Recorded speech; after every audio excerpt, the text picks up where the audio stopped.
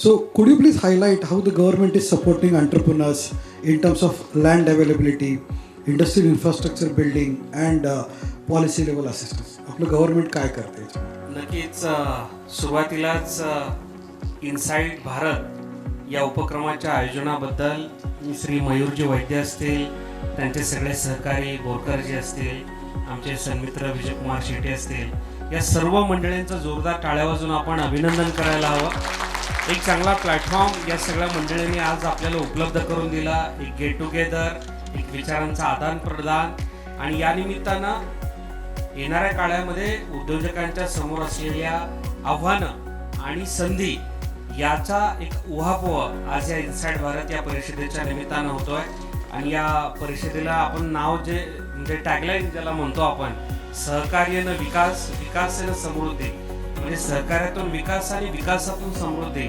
मला असं वाटतं एक उत्कृष्ट अशा संस्कृती या वचनाच्या माध्यमातून आपण सगळेजण एक विचार घेऊन आज या परिषदेच्या माध्यमातून जाणार आहोत. माझे सन्मित्र महाराष्ट्र चेंबर ऑफ कॉमर्सचे अध्यक्ष आदरणीय मानगावे सरांनी एक अतिशय छान संकल्पना सांगितली की ग्राम उद्योजकता येणाऱ्या काळामध्ये महाराष्ट्रामध्ये चांगल्या पद्धतीनं जर पुढे आली तर खूप चांगल्या पद्धतीनं महाराष्ट्राचं अख्खं ग्रामीण अर्थव्यवस्था, त्यानिमित्तानं पर्यायानं भारताची देखील ग्रामीण अर्थव्यवस्था मजबूत होऊ शकते. वेगवेगळ्या उदाहरणांच्या माध्यमातून त्यांनी काही गोष्टी सांगितल्यात. मला महाराष्ट्र शासनाचा माननीय राज्याचे संवेदनशील मुख्यमंत्री एकनाथजी शिंदे साहेब आणि राज्याचे उद्योग मंत्री श्री उदयजी सामंत साहेब यांचा एक प्रतिनिधी म्हणून मला या ठिकाणी आवर्जून आश्वस्त करायचं आहे की आजच्या या परिषदेच्या माध्यमातून ज्या काही सूचना, मौल्यवान सूचना असतील, काही मार्गदर्शक directive principles of state policy ज्याला आपण म्हणतो कॉन्स्टिट्यूशनमध्ये, त्या पद्धतीचा एक विचार जर तुम्ही या परिषदेच्या माध्यमातून एक कन्क्लूड केला आणि जर तुम्ही त्या अनुषंगाने एखादं एक प्रेझेंटेशन छोटंसं तयार केलं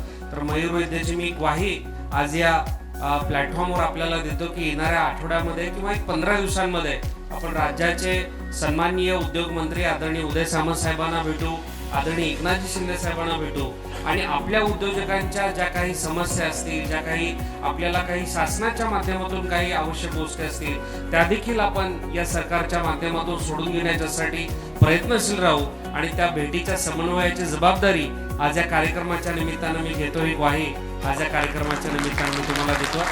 खरं तर या कार्यक्रमाच्या म्हणजे ऑर्गनायझेशन याचं नियोजन सुरू असतानाच मानगावे सर आपण संपर्क साधला होता आदरणीय उदय सामंत साहेबांना की त्यांनी या इनसाइड भारत समिटमध्ये यावं, जेणेकरून एक डायरेक्ट कम्युनिकेशन उद्योग मंत्री महोदयांचा आणि इथल्या उद्योजकांचं व्हावं.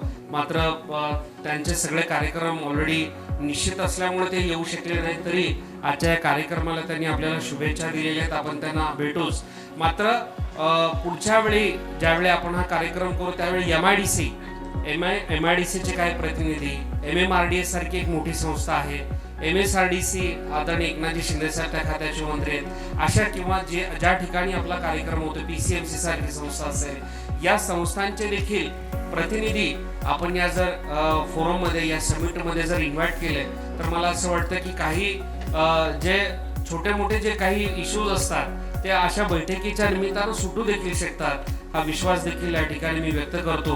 गोसावी सर, तुम्ही मला शासनाचा प्रतिनिधी म्हणून विचारलं की शासन या उद्योजकांच्याकडे कसं पाहतंय किंवा काय करतंय, तर मला या ठिकाणी नम्रपणे सांगायचं की पाठीमागे हे काय प्लॅटफॉर्म राजकीय टीकाटिप्पणीचा नाही, मात्र महाराष्ट्राचं विकास रथ जे महाविकास आघाडी सरकारच्या काळामध्ये रुतलं होतं ते खऱ्या अर्थानं पुन्हा रुळावर आणण्याचं काम तत्कालीन मुख्यमंत्री एकनाथजी शिंदे साहेबांनी केलं.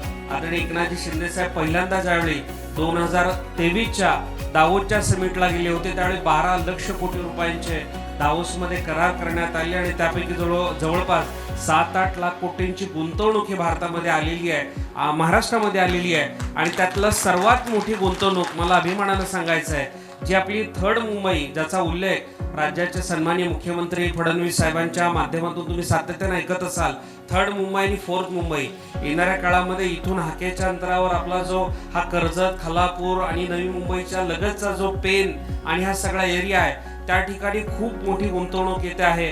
आत्ताच मला सांगायचं असेल तर टाटा एअरबस असेल किंवा आता काल परवाच एका कंपनी सोबत जवळपास 4,500 कोटी रुपयांचा करार हा महाराष्ट्र शासनाचा झालेला आहे. आणि सर्वात महत्त्वाच्या निमित्तानं मला हे देखील सांगायचं की येणाऱ्या काळामध्ये महाराष्ट्र म्हणजे मी ज्या कोर क्षेत्रामध्ये काम करतो, मेडिकल म्हणजे वैद्यकीय सेवा या विषयामध्ये मी काम करतो, रुग्णांची सेवा करण्याचं काम करतो. या अनुषंगाने मला हे देखील महत्त्वाचा एक उल्लेख या ठिकाणी करायचा आहे की येणाऱ्या काळामध्ये महाराष्ट्र हे भारताचं नाही तर जगाचं प्रतिनिधित्व मेडिकल इंडस्ट्रीमध्ये करणार आहे. एवढी मोठी इंडस्ट्रियल गुंतवणूक ही मेडिकलच्या अनुषंगानं महाराष्ट्रामध्ये येते. आजच ठाण्यामध्ये मला या ठिकाणी आवर्जून सांगायचं आहे, जे आपण आर्टिफिशियल लिम्ब ज्याला आपण म्हणतो, ऑटोबुक नावाची कंपनी आहे, MNC कंपनी आहे, त्या कंपनीनं 3,000 कोटी रुपयांची गुंतवणूक ही ठाण्यामध्ये करते आणि संपूर्ण भारतामध्ये जे जे आर्टिफिशियल हात आणि पाय येणाऱ्या काळामध्ये जाणार आहेत ते ठाण्यामध्ये तयार होणार आहेत. अशा पद्धतीचं खूप मोठं मार्केट येणाऱ्या काळामध्ये आपल्या समोर आहे, संधी म्हणून आहे. यासोबतच मेडिसिटी नावाची एक संकल्पना देखील मुख्यमंत्री आदरणीय देवेंद्रजी फडणवीस साहेबांनी डिक्लेअर केली आहे. दिवंगत उपमुख्यमंत्री अजितदादा पवार साहेब होते त्यावेळी त्यांनी देखील स्वप्न पाहिलं होतं की या पिंपरी चिंचवडच्या आसपास देखील अशा पद्धतीचं सेक्टर डेव्हलप व्हावं. दुर्दैवानं आज ते नाही येत, मात्र त्यांचा जो हा उद्योजकीय एक विचार आहे की आपल्या राज्यामध्ये, आपल्या तालुक्यामध्ये, आपल्या जिल्ह्यामध्ये वेगवेगळ्या पद्धतीनं मोठ्या प्रमाणात गुंतवणूक आली पाहिजे आणि या ठिकाणी रोजगार वाढला पाहिजे. त्या अनुषंगाने खूप मोठं काम शासनाच्या माध्यमातून सुरू आहे. आणि हे सगळं का होतं आहे, कारण हे युजर फ्रेंडली म्हणजे त्याला इज ऑफ डुईंग बिझनेस हा सगळ्या उद्योजकांच्या मध्ये खूप पॉप्युलर शब्द आहे. आणि मला असं वाटतं की तो विचार घेऊन एक खिडकी योजना असेल, या सगळ्या उद्योजक फ्रेंडली योजना हे महाराष्ट्र सरकार संपूर्ण भारतामध्ये अग्रेसर आहे हे या ठिकाणी मला आवर्जून सांगायचं आहे. वेगवेगळ्या योजनांचा या ठिकाणी उहापोह झाला, मला हे देखील सांगायचं आहे. मी जरी आरोग्य सेवेमध्ये गोसावी सर काम करत असलो किंवा पत्रकारितेमध्ये जरी पूर्वीचा असलो तरी मी व्यवसायानं पहिला उद्योजक आहे. आमचं अख्खं घराणं उद्योजक आहे. आणि केंद्र शासनाची जी PMEGP योजना आहे, प्रधानमंत्री एम्प्लॉयमेंट जनरेशन गॅरंटी स्कीम, त्याचा मी लाभार्थी आहे. सगळ्यात पहिलं 35 लाख रुपयांचं कर्ज माझ्या मुलीच्या नावाने मुक्ताय गारमेंट मी 10 वर्षापूर्वी सुरू केलं आणि आज त्या ठिकाणी जवळपास 30 महिला काम करतात. आपण शर्ट्स त्या ठिकाणी करमाळासारख्या एका छोट्याशा गावामध्ये सोलापूर जिल्ह्यामध्ये तयार करतो आणि एक लोकल मार्केट चांगलं त्याला मिळालेले स्पार्क नावाचा ब्रँड आपण त्या ठिकाणी तयार केलेला आहे. सो संधी भरपूर आहेत. राज्य शासनाची देखील CMEGP नावाची त्या अनुषंगाने योजना आहे. तुम्ही सर सांगितलं त्या पद्धतीनं छोट्या छोट्या उद्योजकांना ज्यांना गावाकडे वेगवेगळे उद्योग व्यवसाय करायचे त्यांच्यासाठी योजना आहेत. महिला बचत गटाच्यासाठी महाराष्ट्र शासनाच्या योजना आहेत. आणि ऑफकोर्स इथं बसलेले जे म्हणजे एक मिडल म्हणजे या ठिकाणी टाटा अंबानी बसलेले नाही आहेत कोणी माझ्यासमोर, पण हे पण नाही आहेत म्हणजे अगदी माझ्यासारखा छोटा उद्योग ज्याचा काय म्हणूया त्याचा टर्नओव्हर एक 2-4 कोटींचा वार्षिक आहे, अशा पद्धतीचे उद्योजक या ठिकाणी आहेत. एक साधारणतः सर मिडल मोठे उद्योजक या ठिकाणी आहेत ज्यांचा टर्नओव्हर साधारणतः 100 कोटींच्या पुढे आहे. आणि माझी भविष्यातली इच्छा आहे की जेव्हा किंवा पुढच्या वेळी इनसाइड भारत होईल त्यावेळी या ठिकाणी जे 100 कोटी रुपयांचं टर्नओव्हर असलेले उद्योजक या 1000 कोटीपर्यंत जातील.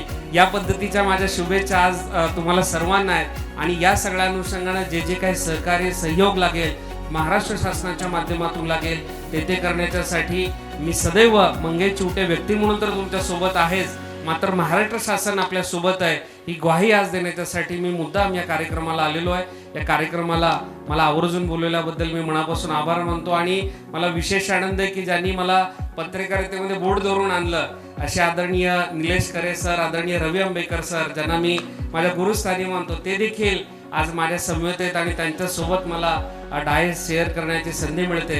तर हा देखील माझ्यासाठी आज एक दुग्धशर्करा योग आहे. सो या कॉन्फरन्सला बोलवल्याबद्दल मी आपल्या सगळ्यांचे मनापासून आभार देखील मानतो.